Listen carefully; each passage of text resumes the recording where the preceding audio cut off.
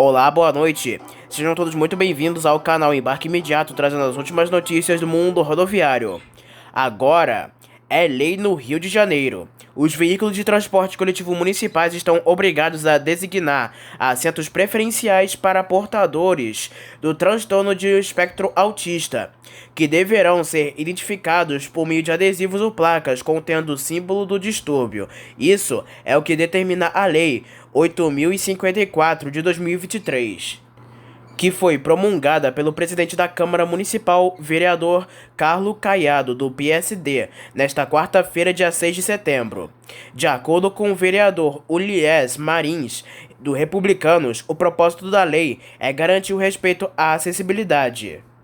Como o transtorno do espectro autista muitas vezes não é aparente, as pessoas que convivem com essa condição acabam sofrendo discriminação pelo simples fato de exercerem seu direito de usarem os assentos preferenciais, argumenta. Com a lei promulgada hoje, as empresas vão ter um prazo de 90 dias para se adequarem à determinação. Quem usa o transporte coletivo em Teresópolis já pode baixar no celular o aplicativo Mobi3T. Desenvolvido pela Mobilibus, o app foi lançado pelas viações Dedo de Deus e 1º de Março, concessionárias que operam transporte no município. A Mobi3T dá todas as informações sobre os horários dos ônibus em tempo real e promete facilitar a vida da população que se desloca diariamente nos ônibus de Teresópolis. Mais de 50 mil passageiros devem ser beneficiados por dia, agora que podem acompanhar simultaneamente o trajeto dos ônibus nas ruas e visualizar em quantos minutos eles chegam nos pontos de embarque e quais as linhas passam num determinado local. Todos os veículos da frota da cidade já possuem sistema de GPS instalado e podem ser monitorados. Na tela principal é mostrado o mapa de onde se encontra o passageiro já com a marcação dos pontos de ônibus mais próximos. Na mesma tela é possível digitar o endereço de origem, o destino ou a linha de ônibus que deseja embarcar. A partir daí o app mostra as opções de rotas, o tempo do percurso, a hora da chegada do ônibus no ponto escolhido, a distância total da viagem e os locais de embarque e desembarque. Além disso, por meio do aplicativo é possível calcular a distância a pé a ser percorrida até o local de embarque e do desembarque até o destino. O gerente de operações das viações, Alvanir Júnior, destaca que a ferramenta traz mais qualidade no transporte e previsibilidade ao passageiro. Ele disse o seguinte, abre aspas, os engarrafamentos e as vias interditadas prejudicam a frequência dos ônibus nos pontos. Isso talvez seja o nosso grande desafio para uma maior eficiência da mobilidade urbana. Com o aplicativo, o passageiro poderá planejar o embarque e só precisará ir para o ponto na hora certa, já que ele vai saber o momento exato da passagem do coletivo por aí. Fecha aspas.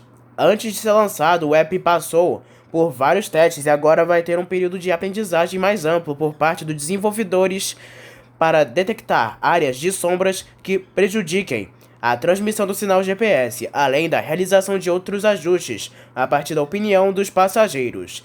Disponível para os celulares com sistema de Android, iPhone e iOS. E para baixá-lo é só buscar Mobi3T na loja de aplicativos. O app possui um menu explicativo, apresentando um passo a passo de como utilizá-lo, e os passageiros ainda podem enviar sugestões, elogios e reclamações através dele. A SP Trans, que gerencia os ônibus na cidade de São Paulo, possui um manual técnico de especificações permitidas para os modelos elétricos que circularem nas linhas municipais.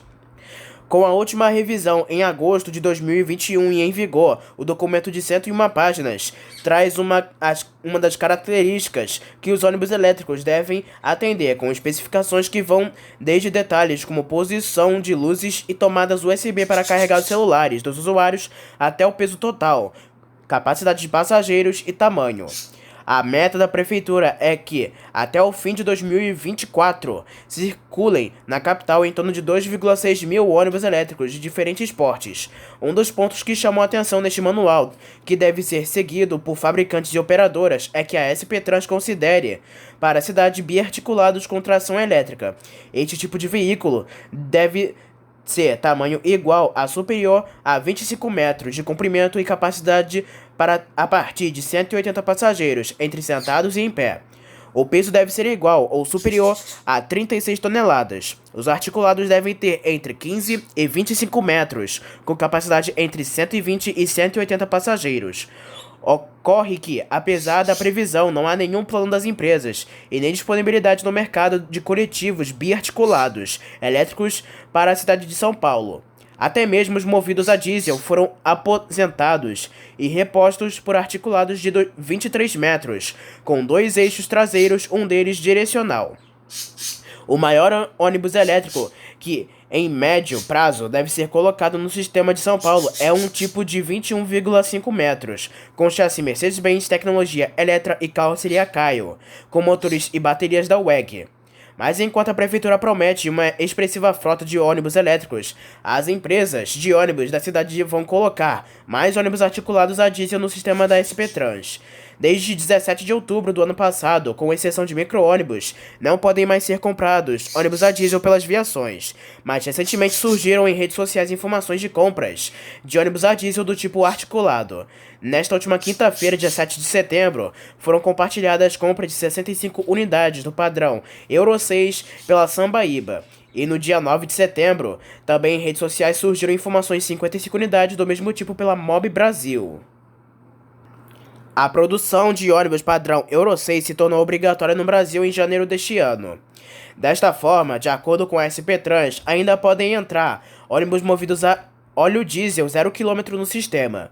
Assim, com a colocação de ônibus a diesel neste ano, a cidade poderá ter coletivos deste tipo rodando até 2033, já que contratualmente os veículos podem rodar por até 10 anos.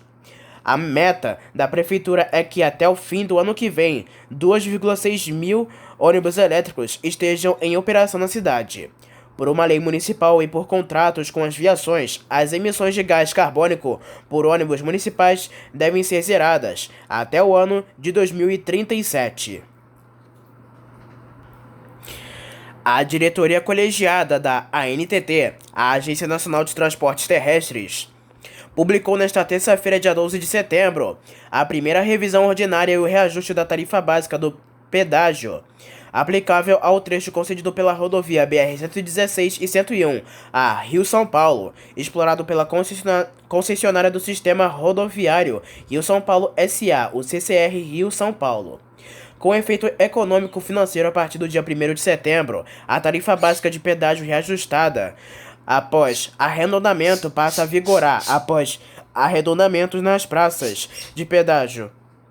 P1 em Arujá e São Paulo, P2 em cabines avançadas de Arujá, o Rodoanel, o P3 em Guararema, Norte e Sul, o P4 em Jacareí, em São Paulo, o P5 em cabines avançadas de Jacareí, em São Paulo, o P6 em Moreira César, em São Paulo, o P7 em Itatiaia, no Rio de Janeiro, o P8 em Paraty, o P9 em Mangaratiba e o P10 em Itaguaí, no Rio de Janeiro.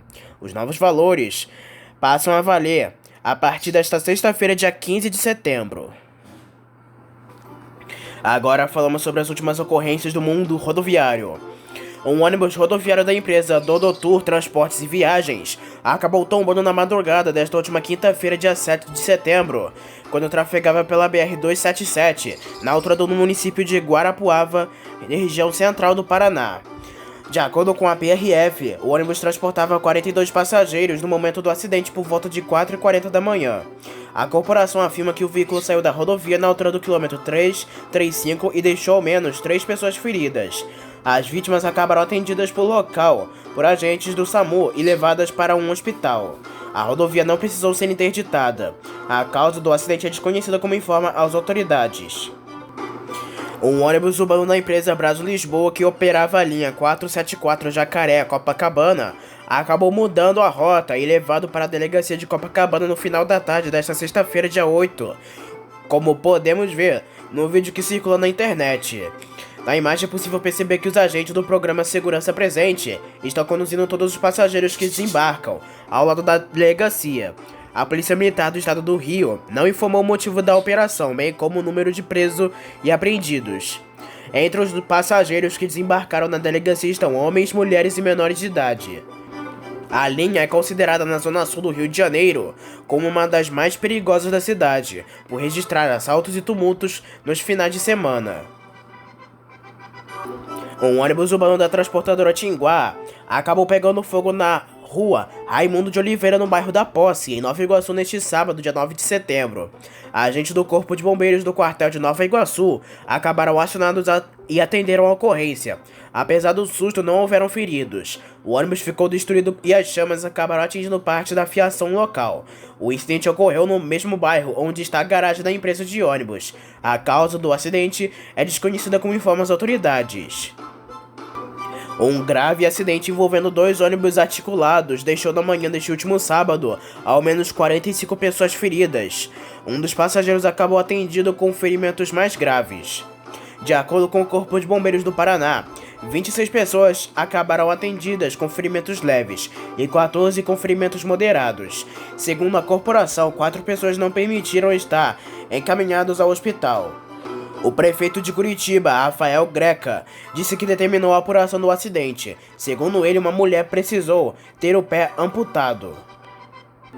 Um grave acidente envolvendo um ônibus da aviação Lírio dos Vales, um caminhão, um trator e um carro acabou deixando uma pessoa morta e mais de 10 feridas na BR-101 no município de Serra, na região metropolitana de Vitória, no Espírito Santo. De acordo com a PRF, o acidente ocorreu na noite desta última sexta-feira, por volta de 6 horas da tarde, na altura do quilômetro 256. A concessionária Eco 101 atendeu o chamado e informou que 5 vítimas foram encaminhadas para o hospital e uma pessoa faleceu no local. Por volta de 8 horas da noite, 2 vítimas ainda estavam presas às ferragens. Agentes do Corpo de Bombeiros e do Serviço de Emergência do SAMU ajudaram no atendimento às vítimas. Um grande congestionamento se formou na região entre a Serra Sede e os bairros Vista da Serra 2 e Campinho da Serra. Agentes do UPP do Parque Proletária estão realizando abordagens aos ônibus que trafegam pela Avenida Braz de Pina, na zona norte do Rio de Janeiro. Os agentes do 6º Batalhão da PM fazem ações preventivas nas avenidas Radial Oeste, em frente à estação de metrô São Cristóvão. A Operação Verão visa coibir atos de vandalismo e assaltos nos ônibus que estão seguindo em direção às praias da Zona Sul. Agentes dos diversos quartéis estão envolvidos em abordagens aos coletivos dos mais diversos pontos da cidade neste fim de semana. Uma passageira de 20 anos da Expresso Guanabara acabou presa na noite desta última quinta-feira, dia 7 de setembro, na rodoviária de Fortaleza, no bairro Messejana. A Secretaria de Segurança Pública e Defesa Social informa que bolsas e um aparelho celular acabaram apreendidos durante a ação.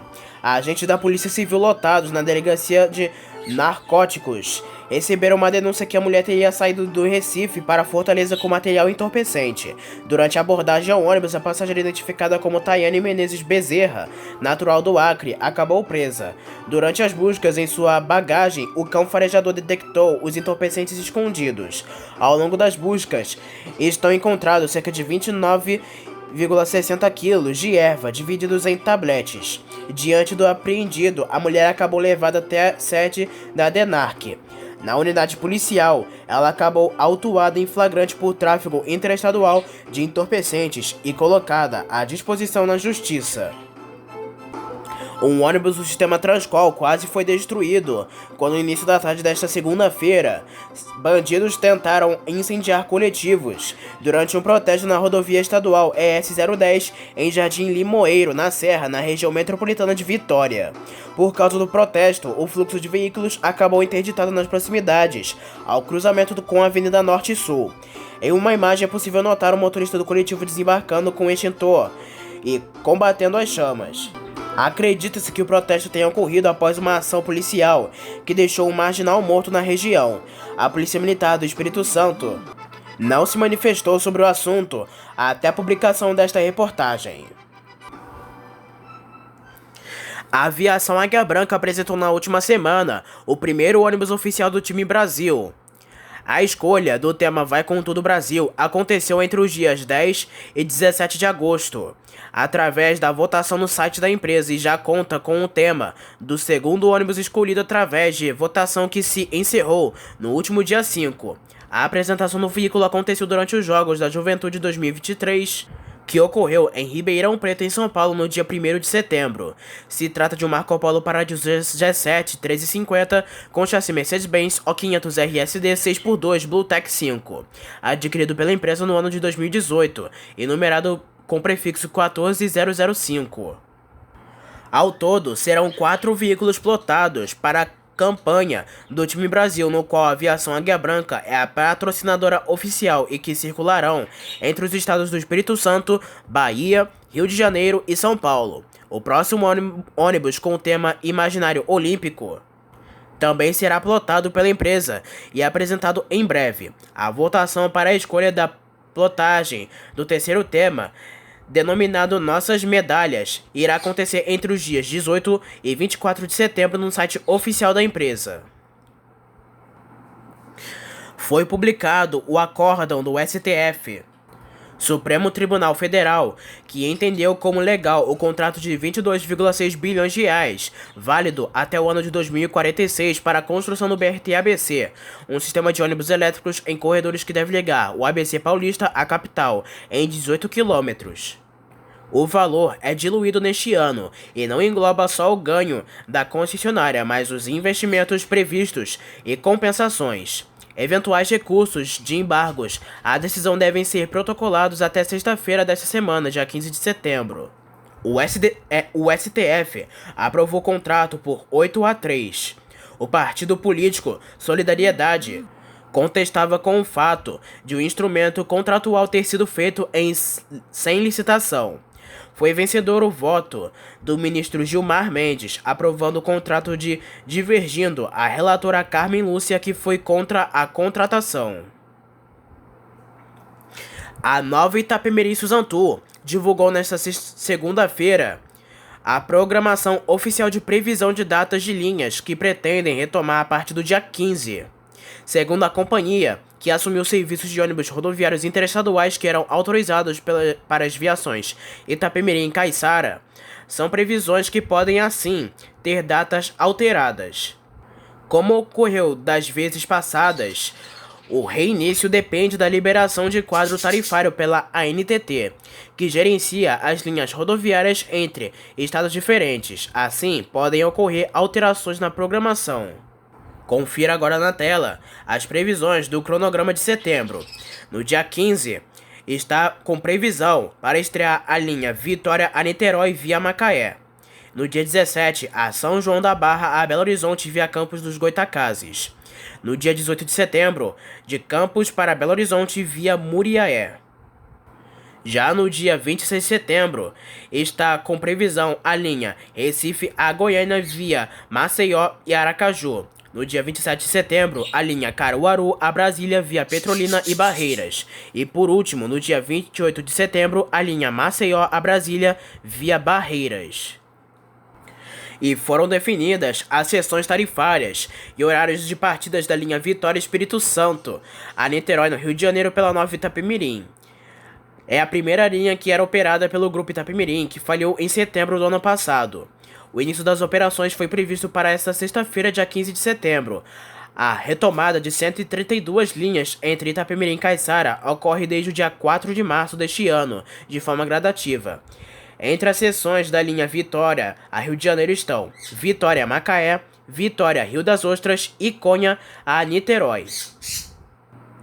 Ainda falando sobre a Itapemirim, mais uma empresa de ônibus se opôs ao arrendamento das linhas que eram operadas pelas viações Itapemirim e Caiçara, que faliram para a Suzantur, empresa do ABC Paulista, mas depois acabou desistindo da ação.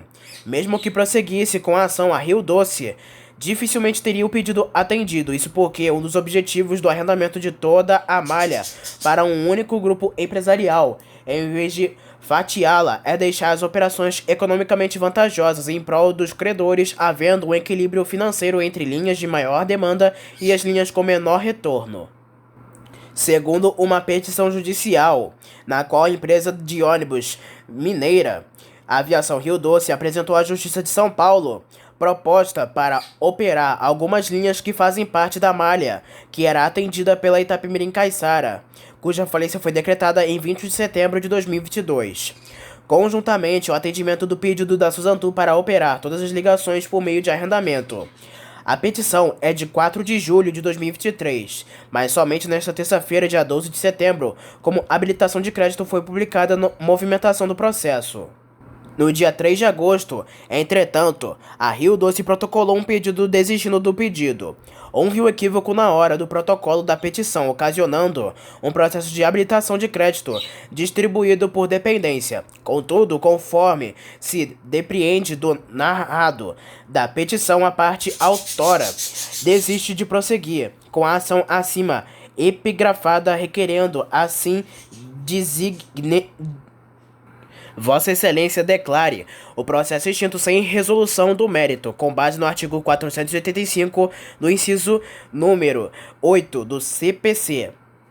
Em 25 de agosto, a administração judicial da XM Partners concordou que o pedido deveria ser extinto. A parte autora informa que houve equívoco ao realizar o protocolo da petição, a qual foi distribuída por dependência ao processo principal como incidente de habilitação, de modo que requereu pela extinção da presente ação sem resolução do mérito. Neste sentido, a administradora judicial concorda com o pedido da peticionante, devendo este juízo extinguir a presente demanda sem resolução do mérito, nos termos do artigo 485, inciso 4 do CPC, em razão da inadequação da via eleita. Em síntese, a Rio Doce alegou inicialmente uma suposta demora para a Suzantu, que constitui a Nova Itapemirim, para as operações em assumir as linhas previstas. Considerando que a arrendatária apresentou a proposta à administração judicial que após meses não fora efetivamente cumprida, vem a peticionante apresentar a seguinte proposta.